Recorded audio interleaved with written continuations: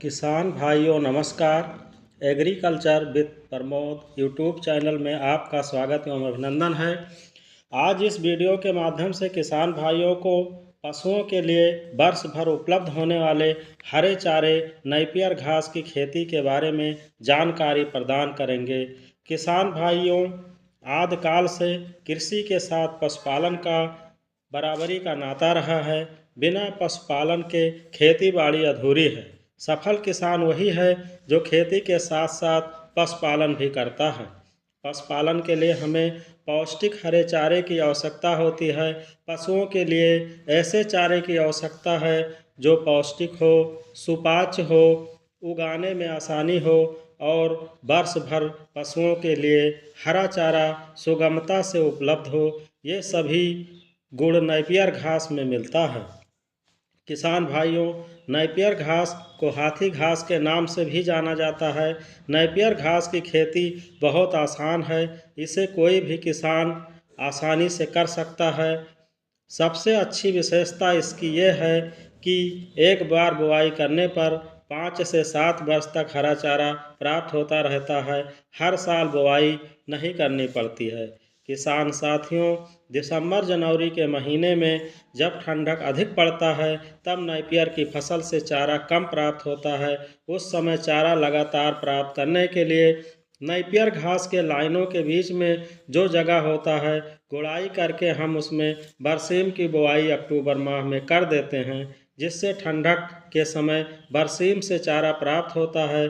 दूसरी फायदा बरसीम से ये है कि बरसीम एक दलहनी फसल है।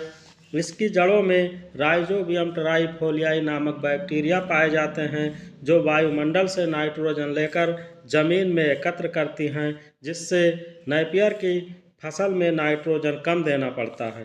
साथियों, नेपियर घास सभी प्रकार की जमीन में आसानी से उगाया जा सकता है। खेत में पानी न रुकता हो, जल निकास की उचित व्यवस्था हो। नेपियर घास की बुआई का उत्तम समय फरवरी मार्च का महीना अच्छा होता है। गेहूं की कटाई के बाद भी इसकी बुआई की जा सकती है। उन्नतशील प्रजाति की बात की जाए तो CO5, CO4, RI6 अच्छी प्रजाति हैं जो अधिक चारा प्रदान करती हैं। किसान साथियों, नेपियर घास में बीज नहीं बनता, इसलिए इसकी बुआई नेपियर के तने को टुकड़ों में काटकर अथवा जड़ सहित तना की बुआई की जाती है।